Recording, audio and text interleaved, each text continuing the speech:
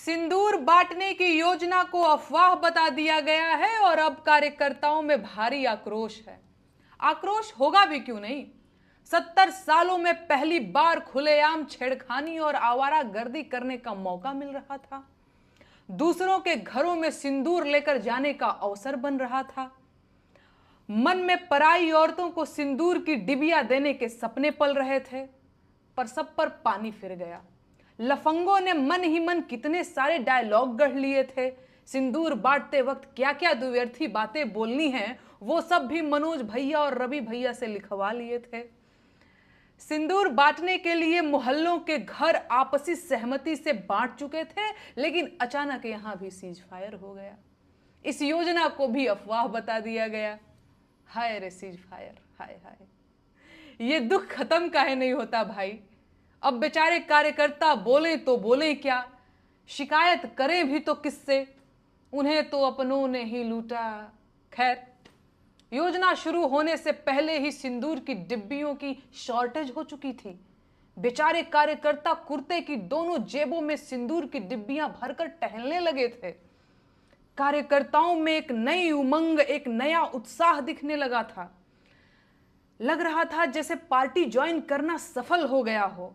लेकिन हाय रे किस्मत, देश की आम जनता इनकी मंशा समझ गई। महिलाएं सशंकित हो गईं, पुरुष चौकन्ने हो गए और घरों के बुजुर्ग गरियाने लगे।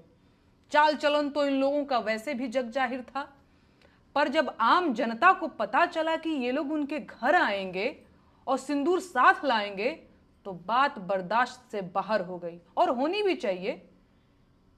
क्या पार्टी वालों को यह नहीं पता कि पराई औरतों को सिंदूर नहीं दिया जा सकता? क्या पार्टी के नेता अमेरिका और लंदन से आए हैं कि वो इस देश के धर्म, रिवाज और परंपरा को नहीं जानते? या वो इस देश की आम जनता को मूर्ख समझते हैं? कहीं ऐसा तो नहीं कि वो देश की जनता की सहन शक्ति चेक कर रहे थे? इन पार्टी वालों को क्या लगता है 5 किलो मुफ्त राशन देकर देश की जनता को खरीद लिए हैं क्या? मदर इंडिया फिल्म के सुखी लाला बन गए हैं ये लोग।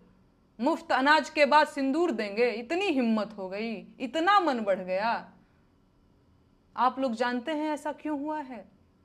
इन लोगों ने कदम कदम पर आपके सब्र का इम्तिहान लिया है। पहले रोजगार देने के नाम पर वोट लेकर सरकार बनाई, पर रोजगार नहीं दिया। फिर काला धन लाकर 15 लाख देने का वादा किया और उसे भी जुमला बता दिया। काला धन और आतंकवाद पर चोट के नाम पर नोटबंदी करके गरीबों की कमर तोड़ दी। बिना ऑक्सीजन लाखों लोग अस्पतालों में मर गए, भगदड़ों में लोग मारे गए, ट्रेन दुर्घटनाओं में लोग मारे गए, आतंकवादी हमलों में लोग मारे गए। देश की कंपनियां बेच दी, एयरपोर्ट और ट्रेनें बेच दी, स्कूल बर्बाद कर दिए, शिक्षा व्यवस्था को तबाह कर दिया, अस्पतालों को बर्बाद कर दिया, युवाओं को पहले बेरोजगार और फिर दंगाई बना दिया, मस्जिदें तोड़ी, बस्तियां उजाड़ी, हिंदुओं को मुसलमानों से लड़ाया, नफरत फैलाई, भाईचारा खत्म किया, और ये सब हिंदू राष्ट्र और राष्ट्रवाद के नाम पर किया गया। अब जब इतना सब कुछ होने पर आप नहीं बोले तो इनका मन बढ़ना था ही।